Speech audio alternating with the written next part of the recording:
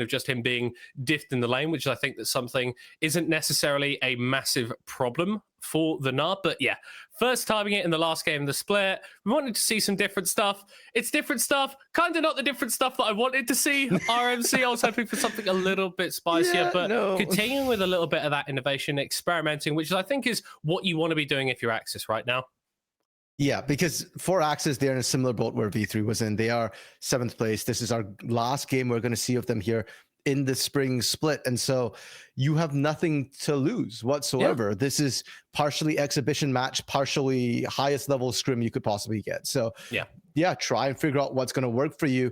They're going with a sort of all-in composition, strong comp going in here. Nothing too crazy like I mentioned, but your play style, right? I want to see balls to the wall aggression come through for both of these teams, really, because as much as we say that both teams play through their bot lane, I will say I think that CJ has looked best when Kassin is aggressive in the jungle early on. You've got the Volibear, you've got the stronger ganking jungler pre-6 here. I want to see Kassin get pretty aggressive too with these lanes. What can you find? What sort of lead can you generate? And CJ have really lived and died by their jungler. When Kassin's been able to make stuff happen, it has looked amazing. When he hasn't been able to make stuff happen, it has looked substantially less than that. We are on to the Rift for the final game of the LJL 2022 Spring Regular Split. CJ on the blue side, AXIZ here on the red. No stakes in this matchup apart from pride. And of course, form heading towards playoffs for CJ AXIZ. Going to be taking a long break after this one, hoping to come back stronger in summer. You know what, Middlecall? Let's add stakes. What game is fun without stakes here? The stakes on the line, my sanity. Let's see if these teams can blow my mind here with their gameplay. We had some questionable plays last game, some fun ones to be sure here. And yeah, I want to see more of that. I just want to see like a bloodbath here, and winner gets to take my sanity home. Well, that's certainly a prize that you can claim. I'm not sure how much that's worth. Does that go in your tournament results on Leaguepedia? Is that like a section that you can have there? Stole RMC sanity? Subreddit for some team. Like your trophy case is just RMC sanity. Hey man, I'm just gonna say my sanity has been tempered in NA and Brazil, man. Like, come on, LJL, it's worth something here. You got mental fortitude that maybe some people wouldn't necessarily expect. Blitzcrank there just showing a slight advantage for Crest Gaming Act, of course, only really taking into account the compositions, but I think on balance, looking at the players on both sides, I feel like CJ would have to be favored as well. Both junglers are starting here on the top side of the map, going to be pathing towards that bot lane, putting that focus into the lane that we already highlighted as going to be pivotal for this matchup. Yeah, a couple of things to note with this sort of start here. Swamp on the Hecarim actually going up to take those Krugs. It's a full clear coming through, so Hecarim gonna be later on any sort of gank if they do go for that, whereas Kassin likely to skip Krugs if he thinks he can force some sort of gank bot side, but unlikely right now as Hybrid and Nema are pushing in, and it is happening partially because Nema hit level 2 on that Leona first as well. So Sangchu and Dicey definitely have to respect that. It's a bit dicey for AXIZ as well, because you saw Blitzcrank over there, the bot trying to figure out who's going to win. The scaling from Ryze and Zeri are going to be way better than Syndra and Kai'Sa here. So AXIZ do need to be aware of the timing and try and play for that mid game. Going to be dicey for AXIZ, yeah? Is it RMC? As it might be dicey for Dicey here as he's taking a fair bit of damage on his back. I said I wasn't going to do that. You didn't even mean to, but it happened serendipitously by accident, which made it so much better. I do kind of want to dive into this bot lane matchup a little bit more because we have highlighted how important it's going to be. Where are we looking at for spikes as Nema is already engaging onto Sangchu, a level up here now with that level 3 hit. Hellablade's trading back fairly effectively though, but the damage definitely going in CGA's favor for the time being. Yeah, so in terms of spikes here, let's start with CGA and Hybrid, right? You're looking for sort of that 2-item power spike for Hybrid here, assuming that we see the Bruiser build come through, you know, with that Trinity Force into the Ravenous Hydra or the Titanic Hydra there. If that's the case, it's a 2-item power spike. And for Sangchu here, I'm looking for 80 power spikes. Once you complete your first mythic, especially if you're going something like the Gale Force or Kraken Slayer here, then you go, as soon as you got that mythic and you've got your ultimate, you dive Hybrid and try and kill him while he's still squishy before he builds health items. If we see AP Kai'Sa, then you're looking at 3-item power spike at that point, because you need the Manamune, you need the Ludens, And actually, you know what? I don't even say 3-item power spike. Just go for 2-item power spike and you're just poking. You're not looking to engage unless you've got hybrid down to like 30% health. And as for hybrid here, if you're going with that sort of that immortal shield bow build, that defensive style, or even with an 80-item build, then in that case, you know, you can kind of go in whenever you've got that completed, as long as Sangchu is not built 80 as well. And Nema is playing with a lot of freedom so far in the bot lane. We've seen him a couple times go for those Zenith Blades in onto Dicey and trade a fair bit of health bar off of the Nautilus. Does mean that he's running a little bit low on mana, so if a fight were to break out, potentially going to be less effective than he would be ideally. Kaito, roaming a little towards this bot side, will spot out that ward, which was placed to stop him from roaming towards the bot side. CJ shoving in this bot lane, going to reset. I like that from Kaito, because Kaito's not 6 yet. No realm warp available means that you're not necessarily looking to actually force a gank here. You're just setting up for that level 6 when you can start roaming here, so that you don't have to clear it then. I like the proactive thought. I just don't know if it's necessarily going to come to fruition. We do see Hybrid and Nema back in already here to get their first buys, and it's all falling together. The mid lane should be hitting 6 soon as well here, and Sangchu, Dicey, the lanes have reset, so it should be gankable. And speaking of ganks, Kassin, Nema? Flash rune prison. Nema flashing, but not quite in range. Megamin, he felt that one, escapes by the skin of his teeth in the mid lane. CJ, though, still going to secure priority, could look for Drake or could look to dive this bot side. Yeah, they're setting up for this gank here. No Kaito needed necessarily. And the question is, do AXIZ? No, Swamp not yet level 6 either. And without that onslaught of shadows, a 3v3 should go the way of CGA here with that Volibear to back them up. Sanctuary must know, though. Hybrid holding the wave here for such a long time, trying to deny as much CS as possible. Dicey going to be spotted clearing that ward in the mid side. 6 minutes into the game, no kills going down just yet. Both teams seem to be content trading pressure as it stands. Yeah, and honestly, I'm actually a little bit surprised that the gold is as even as it is right now, Middlecott, because when I'm looking down the CS numbers, top side is an issue right here. Yellow Yoshi on this Gnar is not having a good time, and we kind of expected it. Yellow Yoshi has been struggling in lane, actually has the lowest CS or gold difference at 15, CS difference at 15, and while part of it is because he played those supports early on, he's also just been generally struggling in lane. So we expected this to happen, and yet AXIZ are still keeping fairly even, and I'm not sure where this gold differential is coming from. Maybe it's one lane's had like a couple cannons or something and someone's missed out on them. I know that it's actually fairly difficult to track those through the CS stats, so maybe that's the case. Regardless, Kassin is going to take down that Drake, nice at the 7-minute mark, so still has a little bit of time to move towards the top side to contest that Herald if he wants to.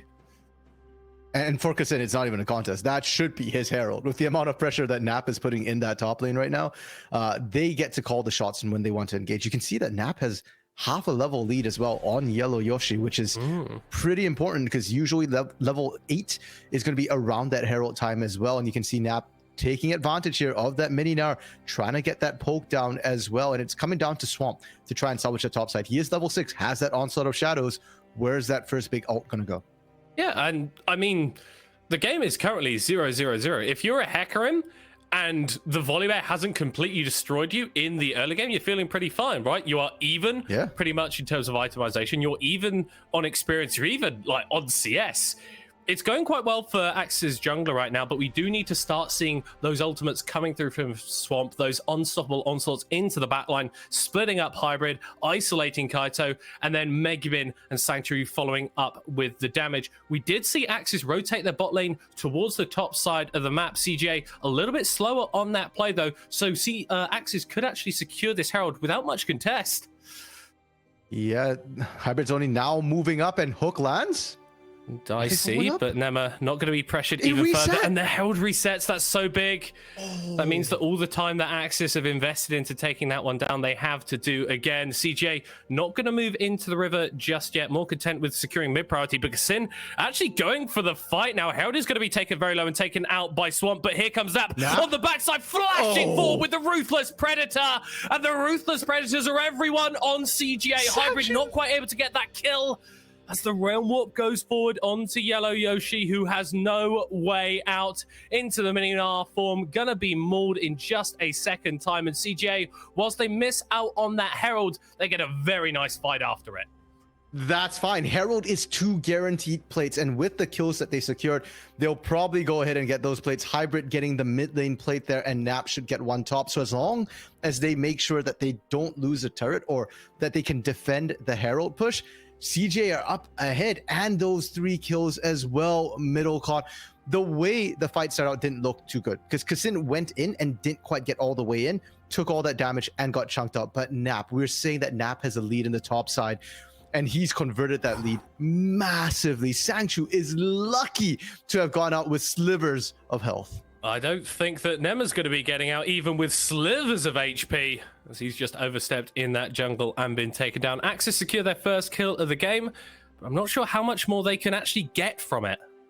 They're looking to continue this gank train, though. Still looking bot, and Onslaught of Shadows is still up and available here.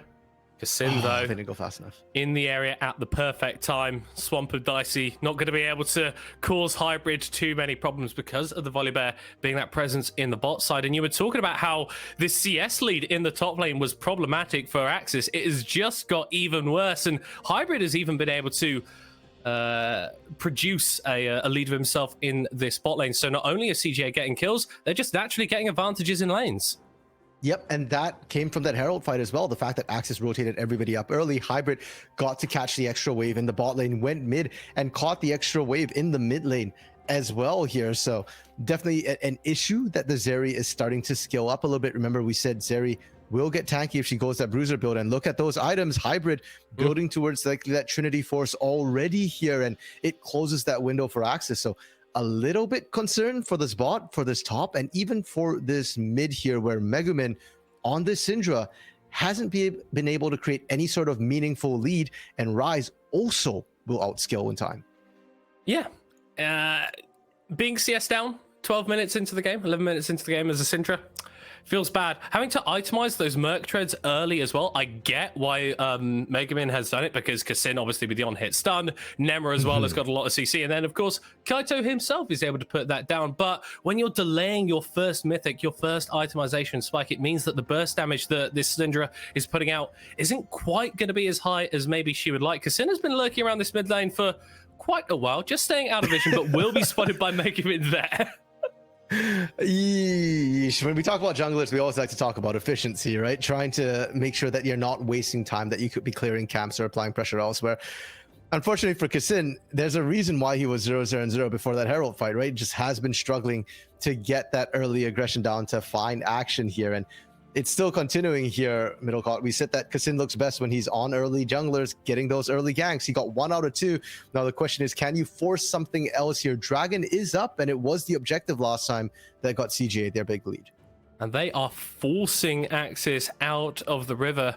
No mythics yet complete by anyone in the game. So if we're talking about effective power, both teams sort of at parity, but CJ just that little bit stronger, able to force their way into that river and take out the Drake. Swamp now moving into the bottom lane. Pirate plates have still got a minute or so until they fall off. So Shelly, if she's escorted in properly, should be able to secure a little bit of gold for Sanctu and the like. But CJ are not going to respond to this play poorly. They are bringing multiple members, making this a 3v4. Committed the ult from Kassin, the flash forward from Kaito as he chases down Sanctu under the tower. Make that a double as Hybrid's going to skate forward and look for Swamp. A very fast pony will be able to escape, but once again, CJ pulled the trigger on a play that AXIZ started. Yeah, and that is Swamp's first gank, or first sort of lane influence here, and it did not go well. The Herald became a bait, and sure, Herald got the charge, it got the 2 plates, but guess what?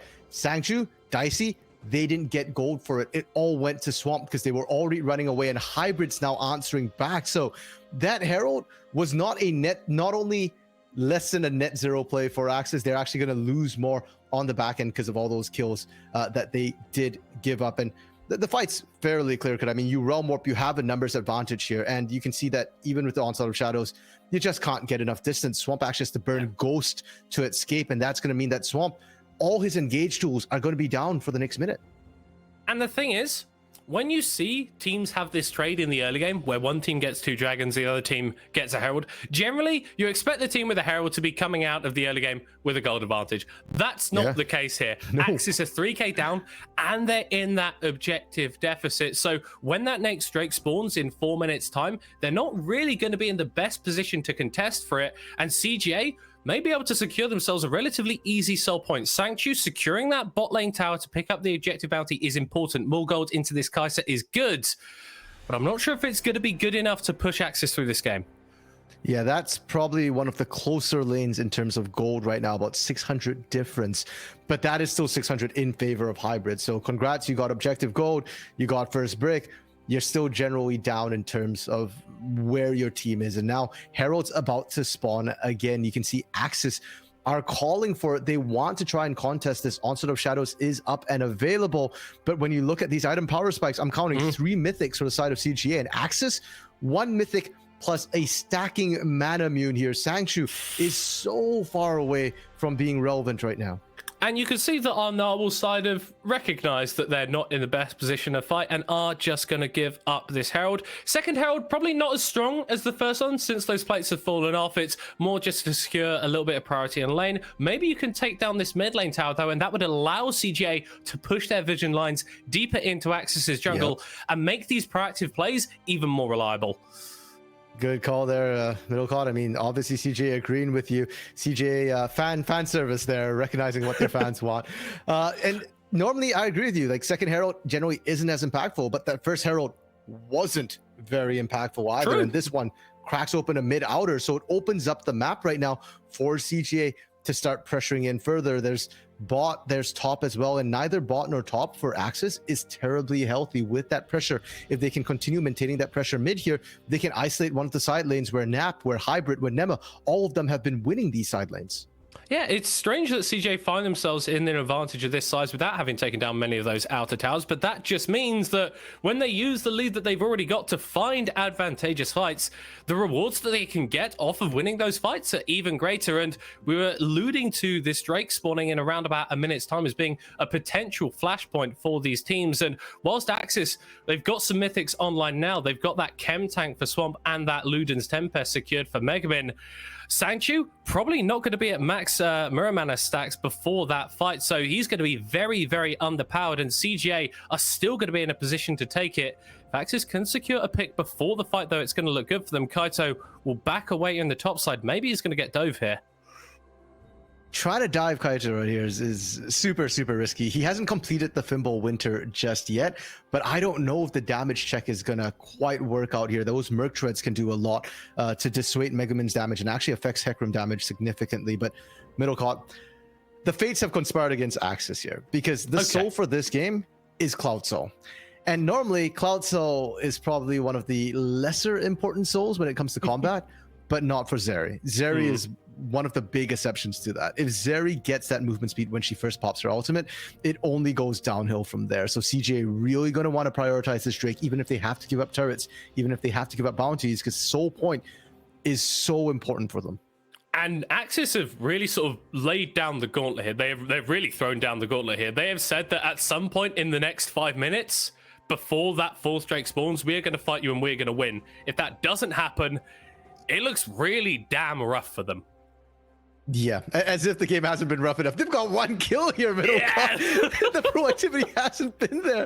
But I fully agree with you. They need to make that play soon. They just gave up that dragon for free, and I respect the decision. They got that top side turret. They got the objective goal. They're just trying to set themselves up for a good fight. And like I mentioned, Sanctu's still not fully stacked now.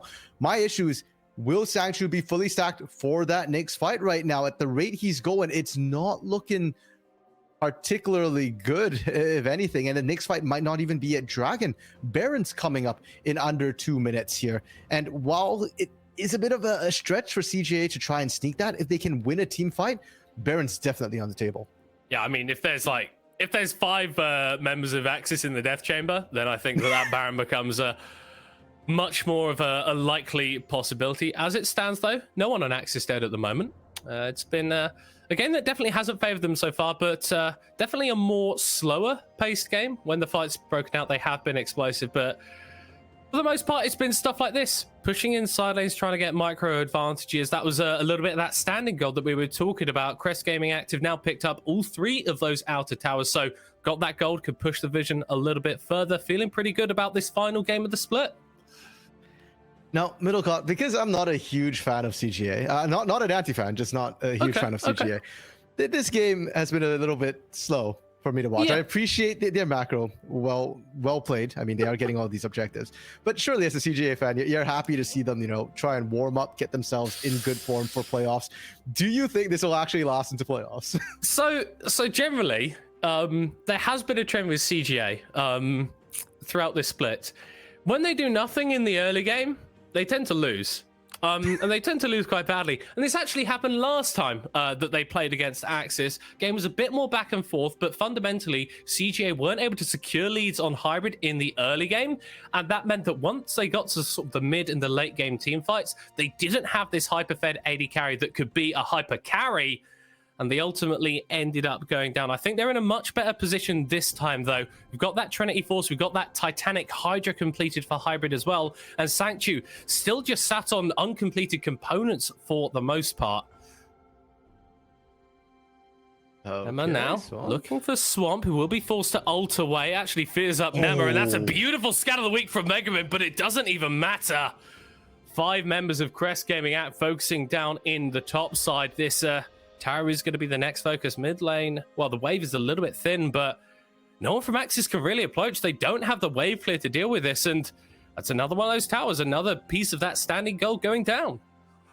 Okay, and that hyper carry, like you're talking about, Hybrid just dishing out the damage right here, and you can see AXIZ don't want anything to do with it, and it's partially vision control once again coming through for AXIZ, that they're not aware who's in the area, right? Megumin should not be allowed to push up that far, and because they had 2 wards, I think it kind of baited Megamin into peace of mind, saying, oh, they're not really here. But you need more comprehensive vision, especially when you can't see anyone on the map. TP behind. AXIZ trying to TP to take down the mid lane tower, but they're just going to get turned on themselves. Kassin going golden to buy a little bit of time for his team to turn up and just wipe AXIZ. Already 2 kills, a 3rd Baron secured by Hybrid. And I think that might be Baron, RMC.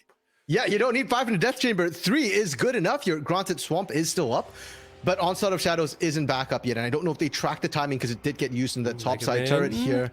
Solar Flare into the stun, into the Zenith Blade. Good push back there, but the flash forward from Kaito into the Rune Prison will secure the CC and secure the kill for the CGA mid laner. 1 more picked up at the end of the fight, and with Swamp on the bot side clearing away CGA's red buff, I don't think there's going to be much of a contest on this Baron.